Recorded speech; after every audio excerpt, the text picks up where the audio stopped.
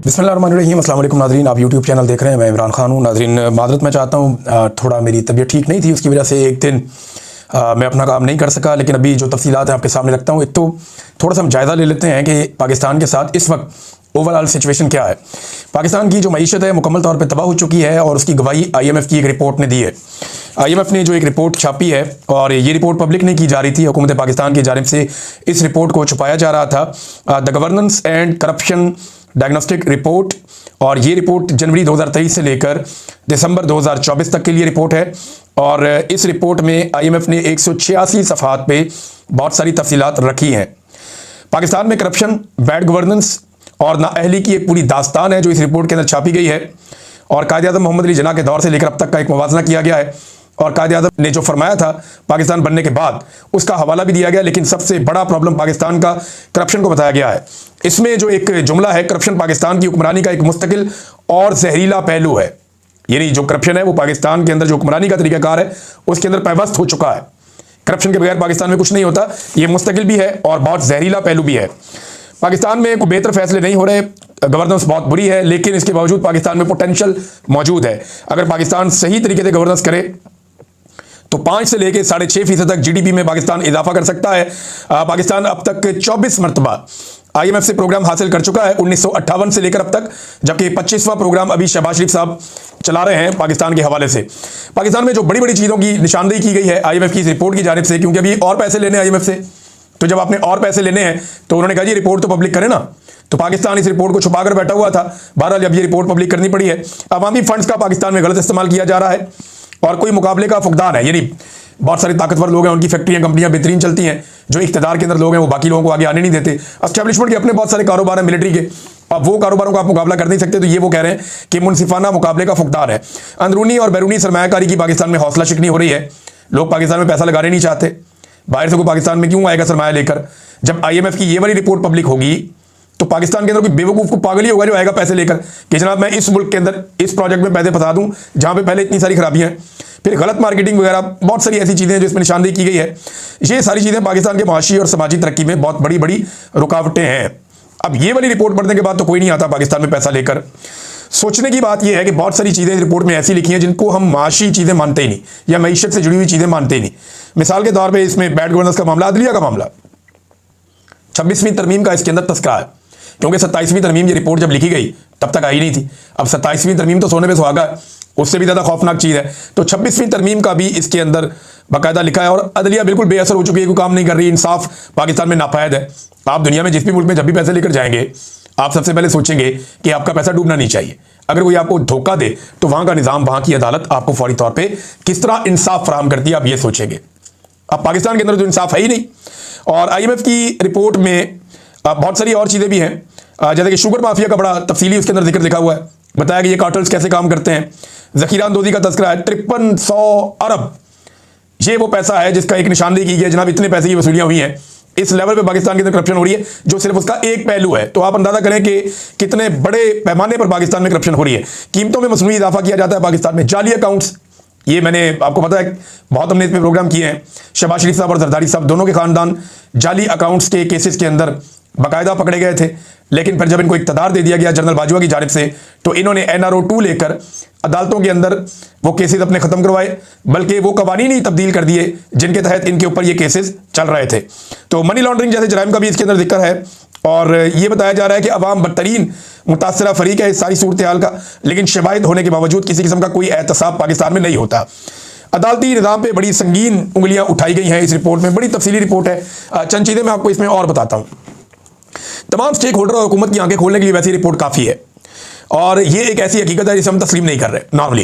ये बहुत सारे लोग इसके बारे में लिख रहे हैं। सारा चट्टा कट्टा IMF ने खोल कर रख दिया। मौजूदा हुकूमत का तो ये एक चार्जशीट है मुकम्मल तौर पे, क्योंकि ये IMF के साथ एक मुआहदे के अंदर है।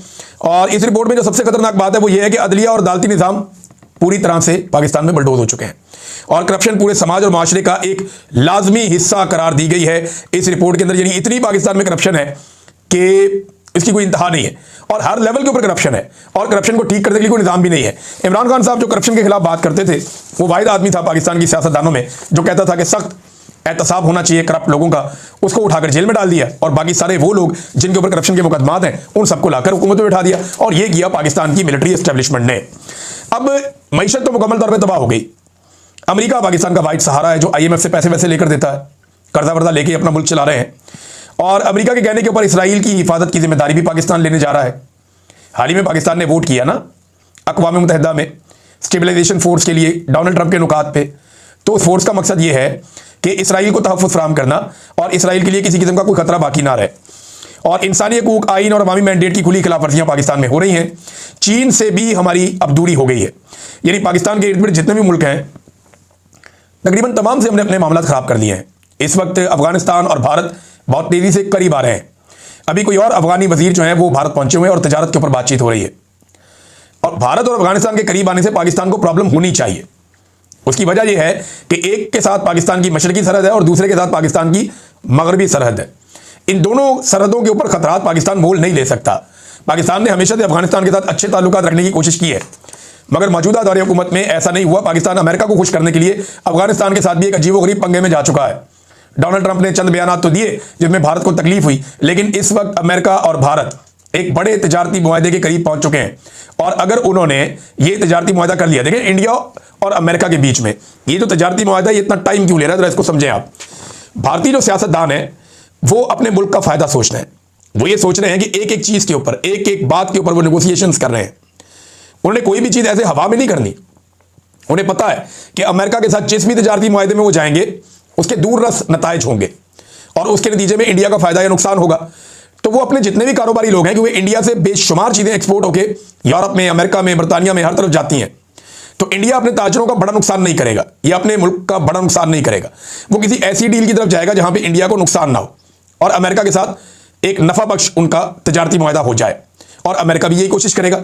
अब वो दोनों मुल्क अपने अपने मफाद में ये कर रहे हैं। पाकिस्तान के साथ तो जब सौदेबाजी करते हैं तो चार लोग बैठ के कहते हैं अमेरिका को जितना ताड़ी मर्जी, यानी चार लोग जाते हैं बंद कमरे में फैसला करते हैं कि ट्रंप को राजी रखना है, जो कहता है मान लो यार, आंखें बंद करके, फर्क ही कोई नहीं पड़ता। और पाकिस्तान का जो तजारती हुजूम है अमेरिका के साथ वो बिल्कुल ही पीनट। इंडिया जितनी IT एक्सपोर्ट करता है पाकिस्तान की सारी एक्सपोर्ट मिला के भी इतनी नहीं है। पाकिस्तान की जो सारी की सारी एक्सपोर्ट्स हैं वो लगभग जो हम पाकिस्तान से बाहर चीज़ें बनाकर भेजते हैं वो लगभग होगी मेरे ख्याल में 30 से 35 अरब डॉलर के बीच में। इससे ऊपर तो हम कभी गए नहीं। लेकिन इंडिया 200 अरब डॉलर का तो सिर्फ IT एक्सपोर्ट करता है, 6-7 गुना ज़्यादा, और बाकी उसकी सारी मिला लें तो आप सर पकड़ के बैठ जाएंगे। तो इंडिया का हुजम बहुत बड़ा है, पाकिस्तान का बहुत छोटा है।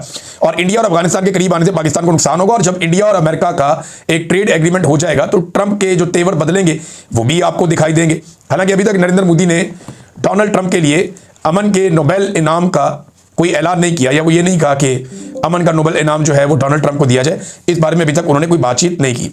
पाकिस्तान के अंदर भी नाज़रीन एक तरह की खाना जंगी लगी हुई है और सियासी अदम इस्तेहकाम थमने का नाम नहीं ले रहा। हर तरफ नफरत है, बुग़्ज़ है, इसका राज है। बस ये सूरत है पाकिस्तान के अंदर। तो मैंने एक पिक्चर आपके सामने रखी, और बैरून मुल्क जो पाकिस्तान से लोग जाना चाहते हैं, जो 4 पैसे कमा लें, उनको एयरपोर्ट्स के ऊपर रोका जा रहा है।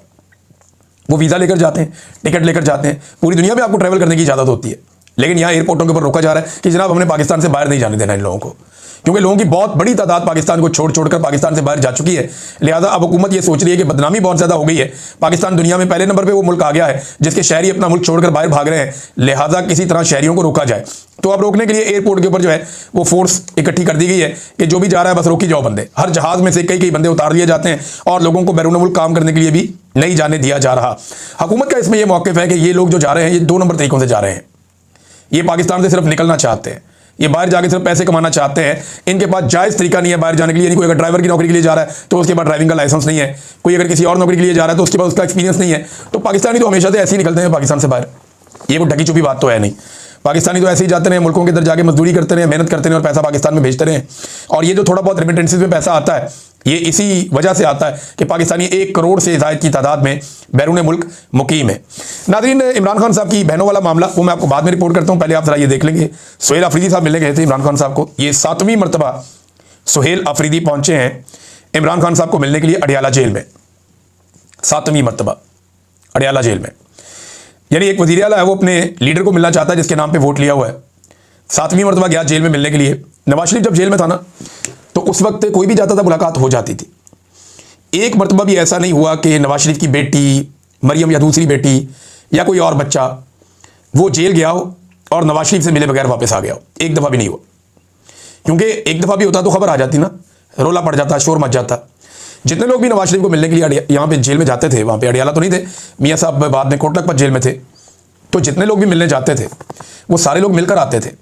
कभी भी ऐसा कोई शिकवा शिकायत या रोला नहीं पड़ा। हाँ, सिर्फ इमरान खान ने एक दफ़ा स्टेटमेंट दिया था मैं इसका एसी उतार लूँगा नवाज शरीफ का, लेकिन एसी उतारा नहीं था क्योंकि शहबाज शरीफ ने उसके बाद एक बाकायदा दरखास्त जमा करवा दी थी कि एसी ना उतारा जाए। तो नवाज शरीफ साहब जब तक रहे जेल में तब तक उनका एसी लगा हुआ था। लेकिन मैं हैरान हूँ एहसन इकबाल साहब, इस उम्र में क्यों आप झूठ बोल देते हैं। एहसन इकबाल साहब ने कहा जी नवाज शरीफ साहब को मैं जेल मिलने गया तो वो पसीने में शराबोर थे। तो देखिए, एक तो उन्होंने कंफर्म किया कि उनकी एहसन इकबाल साहब की नवाज शरीफ साहब से मुलाकात हो गई, और दूसरा नवाज शरीफ साहब का तो एसी लगा हुआ था। आज तो किसी को मुलाकात भी नहीं करने देते इमरान खान साहब से। उनका अपना वज़ीर आला मिलना चाहता है, उसको नहीं मिलने देते, और जो नहीं मिलने देते वो पाकिस्तान की मिलिट्री एस्टेब्लिशमेंट और पंजाब हुकूमत का एक गठजोड़ है जो इमरान खान साहब की मुलाकातों को रोकते हैं। तो 7वीं मरतबा सुहेल अफरीदी गया, उसको नहीं मिलने दिया।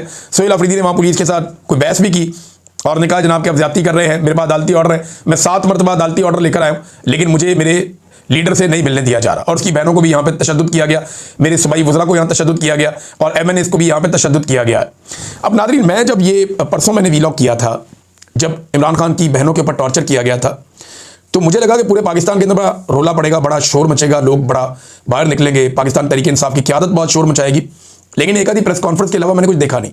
हाँ, सोशल मीडिया पे लोगों ने बड़ा रोला डाला, लेकिन इमरान खान साहब की बहनों को मार पड़ने पर, उनके साथ खैंचातानी करने पर, उन्हें सड़क पे बालों से पकड़ के घसीटने पर पाकिस्तान तहरीक इंसाफ का सोशल मीडिया पे रद्दमल अच्छा रहा, लेकिन प्रैक्टिकली कोई ऐसा रद्दमल नहीं आया। सिर्फ लाहौर में मैंने यूथ विंग के नौजवानों की एक रैली देखी है आज के दिनों में, जो उन्होंने निकाली और निकाल के उन्होंने एहतजाज किया, और उन्होंने इमरान खान साहब की बहनों की तस्वीरें और इमरान खान की तस्वीरें उठाई हुई थी, वो वहाँ पर एहतजाज कर रहे थे। लेकिन जिस तरीके से एक पोलिटिकल पार्टी इसके ऊपर रिएक्ट कर सकती थी, यानी आप एक लम्हे के लिए सोचें ना कि अगर ऐसा एक धक्का पड़ जाता आसिफ जरदारी की बेटी को, बिलावल की बहन को, या मरियम नवाज का दरवाज़ा टूटने पे जिस किस्म का रोला पड़ गया था, क्या उसका 5% भी हुआ इमरान खान साहब की बहनों को सड़कों पे घसीटने पर? अच्छा, एक और चीज़ मैं देख रहा हूँ कि कुछ लोग इसकी मजम्मत कर रहे हैं, लेकिन साथ साथ वो ये भी कह रहे हैं कि PTI की क़यादत को भी वहाँ पे होना चाहिए था। देखिए, मैं एक चीज़ आपको बताऊँ कि जुल्म ही होता है। आप मजलूमों की तादाद जितनी मर्जी बढ़ा दें, वो जुल्म ही रहता है। जिन्होंने मार कुटाई करनी है, जिन्होंने हुक्म देना, उन्होंने वही रहना है। मेरे ख्याल में मजम्मत इस बात की होनी चाहिए कि भाई बहनें अपने भाई को मिलने गई हैं, ये उनका बुनियादी हक भी है और कानूनी हक भी है, अदालती अहकामात भी मौजूद हैं। इसके बावजूद आप उनको नहीं मिलवा रहे, यहाँ पे मजम्मत होनी चाहिए कि आपने मुलाकात कैसे रोकी, क्यों रोकी। आपने 17 दिन हो गए इमरान खान साहब को कैद तन्हाई में क्यों डाला हुआ है?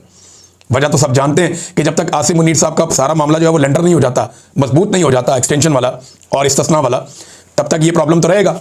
और ये अलीमा खानम साहबा ने कह भी दिया कि जब तक पूरी तरह से आसिम मुनीर साहब के कंट्रोल में चीज़ें नहीं आती, तब तक आपकी मुलाकात नहीं करवाई जाएगी। अब बहुत सारे लोग मिसालें दे रहे हैं कि माजी में भी औरतों के साथ ये होता रहा, तो अब भी हो रहा है। सवाल ये है कि औरतों के साथ माजी में ये कौन करता रहा? लेकिन एस्टेब्लिशमेंट और नवाज शरीफ ने मिलकर ये जुल्म किसके खिलाफ किया? बेनज़ीर भुट्टो और नुसरत भुट्टो के साथ किया। इसी तरह जो मरियम नवाज के साथ वाहिद वाक़या हुआ, जहां मरियम नवाज के होटल का दरवाज़ा तोड़ा गया, तो वो 2 सेक्टर कमांडर उसके अंदर इन्वॉल्व थे और एजेंसियां उसके अंदर इन्वॉल्व थी, कोई सियासी हुकूमत नहीं थी। क्योंकि अगर हुकूमत को आपने उसमें दबाना है तो वहां तो पाकिस्तान पीपल्स पार्टी की हुकूमत थी सिंध के अंदर, जहां मरियम का दरवाज़ा टूटा था। लिहाजा वहां पे एस्टेब्लिशमेंट ने ही ये काम किया, आज भी एस्टेब्लिशमेंट ही ये काम कर रही है। सवाल ये पैदा होता है कि जो मौजूदा हुकूमत है वो कैसे एस्टेब्लिशमेंट की सहूलतकार बन सकती है, जबकि माजी में उनके बगौर खुद उनकी औरतों के साथ भी जुल्म होता रहा है। मेरे ख्याल में पाकिस्तान में जो औरत काटना वो खत्म ही कर देना चाहिए। अब इमरान खान की बहनों का सियासत से ताल्लुक कोई नहीं है। चले मरियम नवाज, फरियाल तालपुर, ये तो सियासत करती हैं ना। बेनज़ीर भुट्टो भी एक सियासी खातून थी, इलेक्शन लड़ती थी, या जो बाकी खवातीन इलेक्शन लड़ती हैं उनको आप अलग कर दें, लेकिन जो गैर सियासी खवातीन हैं उनके साथ तो कम से कम ज्यादती ना करें। कभी इमरान खान की बहन ने, किसी ने कहा कि मैंने इलेक्शन लड़ना है या मैं सियासत पे बात करना चाहती हूँ, वो सिर्फ अपने भाई को मिलने जाती हैं, अपने भाई का केस लड़ती हैं, और वो ये कहती हैं कि जब भी कभी हमारा भाई बाहर आएगा, हमारा सियासत से ताल्लुक ही कोई नहीं है। और हम जब जेल में मिलने जाती हैं तो जो बात इमरान खान साहब हमें कहते हैं बाहर जाके बताने को, हम सिर्फ उनका पैगाम बाहर लेकर आते हैं। नाज़रीन, हमारे जर्नलिस्ट हैं हरमीत सिंह साहब, उन पर भी तशद्दुद हुआ, इंतहाई अफसोसनाक, इंतहाई तकलीफदेह बात। और उससे ज़्यादा तकलीफदेह बात यह है कि एक दिन पहले हम सब और बहुत सारी सहाफ़ती तंजीमें, हर तरफ रोला पड़ा हुआ था। शादेब खानज़ादा साहब से एक सवाल किया था एक साहब ने उनकी एहलिया की मौजूदगी में, तो उसको हरासमेंट भी करार दिया गया, बड़ा रोला शोला भी डला। मैंने भी कहा कि मुझे देखने में अच्छा नहीं लगा, लेकिन मामला पता क्या है कि फिर हरमीत सिंह के मामले में भी बोलो ना, इधर भी आओ ना, इधर भी आप आगे वो करें। यानी मिडिल क्लास आदमी का कोई पाकिस्तान में एहसास नहीं है? क्या आपका एलीट क्लास में होना ज़रूरी है कि आपके इंसानी हकूक़ पूरे होंगे? यानी अगर शाहजेब खानज़ादा के खिलाफ कोई कैमरा निकाल के एक सवाल पूछ ले तो उसको आप कहें कि बहुत काबिल मुजम्मत है, फिर आप ज़मीन आसमान के कलाबे मिला देंगे लेकिन दूसरी तरफ हरमीत सिंह को पुलिस वाले टॉर्चर करें, तशद्दुद का निशाना बनाए, और वो आदमी वहां पे अपनी सहाफती जिम्मेदारियां अदा कर रहा हो और उसके ऊपर सारी सहाफती तंजीमें भी खामोश हों, सारे बड़े बड़े दानिश्वर भी खामोश हों और कोई उसके ऊपर बात करने को तैयार ना हो, तो ये दोहरा म्यार है। ये म्यार ये बताता है कि एलीट क्लास के लिए पाकिस्तान कुछ और है और मिडिल क्लास के लिए पाकिस्तान कुछ और है, और यही चीजें देख देख कर पाकिस्तान की मिडिल क्लास जो है वो रिएक्शन देती है। पाकिस्तान की मिडिल क्लास जो है उसका गुस्सा ये चीजें देख देख कर बढ़ता है और लगातार बढ़ता चला जा रहा है। नाज़रीन, अब ताहिर अशरफी साहब भी लॉन्च हुए, वो आए और बार बार लॉन्च होते हैं। ताहिर अशरफी साहब की ये खूबी है कि वो एस्टेब्लिशमेंट के हमेशा करीब रहते हैं, जो भी हुकूमत आती है उस हुकूमत का हिस्सा रहते हैं, और जब कोई हुकूमत चली जाती है उसके खिलाफ जब एस्टेब्लिशमेंट हो जाती है तो वो उस हुकूमत के खिलाफ भी बात करते रहते हैं, लेकिन हमेशा अपने लिए इतनी गुंजाइश रखते हैं कि जैसे ही वो हुकूमत दोबारा आ जाएगी तो मैं इसके साथ भी जाकर बैठ जाऊंगा। मुझे अच्छी तरह याद है ताहिर अशरफी साहब बहुत भाग दौड़ कर रहे थे, बहुत परेशान थे जब इमरान खान साहब की हुकूमत गिरने वाली थी। हर एक को फोन करते फिरते थे कि अब क्या होगा, अब क्या होगा, क्योंकि वहां पर भी ये ओहदेदार थे। लेकिन जैसे ही इमरान खान साहब की हुकूमत चली गई तो फिर इन्होंने दूसरी तरफ अपने मामलात बना लिए। वैसे भी इनके जो अरब हुक्मरान हैं उनके साथ अच्छे मामलात हैं, उनके साथ जाकर मिलते हैं और उनके साथ ताल्लुकात इन्होंने कुछ बनाए हुए हैं, जिस बिना पर पाकिस्तान में भी इनको पजीराई मिल जाती है। अब ताहिर अशरफी साहब जो हैं वो, लेकिन वो ये साबित करना चाहते हैं कि पाकिस्तान तहरीक इंसाफ या पाकिस्तान का सोशल मीडिया फौज का दुश्मन है। नहीं, ऐसा नहीं है। ताहिर अशरफी साहब अगर ये लोग फौज के दुश्मन होते ना तो जब इंडिया पाकिस्तान की लड़ाई हुई थी तो सारे के सारे पाकिस्तानी फौज के साथ ना खड़े होते। ये फौज के दुश्मन नहीं है, ये जर्नैलों की गलत पॉलिसियों के नाकिद हैं। ये तनकीद कर रहे हैं मिलिट्री एस्टेब्लिशमेंट की गलत पॉलिसियों की। अगर ये पॉलिसियां ठीक हो जाए तो फौज से किसी को क्या दुश्मनी है? कोई नहीं है। यानी मुमकिन नहीं है ना। फिर इमरान खान तो कहता है कि मुल्क भी मेरा है, फौज भी मेरी है। इमरान खान तो साफ बात करते हैं मेरा मुल्क है, मेरी फौज है। वो तो दोनों चीज़ों को ओन करते हैं।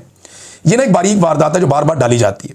जब भी किसी जर्नैल की सियासत के ऊपर तनकीद की जाए तो इस किस्म के लोग सामने आकर ये कहना शुरू होते हैं नहीं नहीं ये फौज के ऊपर तनकीद हो रही है। नहीं, फौज तो बेचारी ना 3 में ना 13 में, वो बेचारे अपनी ड्यूटी करें।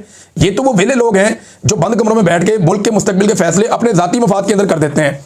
अब अगर जवाब देना है या कोई बात करनी है तो ताहिर अशरफी साहब को बात करनी चाहिए इस बारे में कि इस्तिस्ना जायज़ है या नाजायज़ है, इस्तिस्ना शरई है या गैर शरई है, इस्तिस्ना आईनी है या गैर आईनी है। क्योंकि बड़े बड़े उलमा इकराम ताहिर अशरफी समेत इस मामले पर भाग गए। बड़े बड़े आलम दीन ये कह चुके हैं, तो मुफ्ती तकी उस्मानी साहब हों, तारक मसूद साहब हों और जवार बहादुर साहब हों, गामदी साहब हों या दीगर और बहुत सारे उलमा इकराम, मैं नाम लेना भूल जाऊंगा, अल्लामा राजा नासिर अब्बास साहब हों या बहुत सारे और उलमा इकराम, वो ये कैटेगोरिकली साफ साफ कह चुके हैं कि ये गैर शरई और गैर इस्लामिया इस्तिस्ना, ये एक शिरक के मुतरादिफ भी करार दिया बाज़ लोगों ने। तो ताहिर अशरफी साहब इसके ऊपर बात नहीं कर रहे।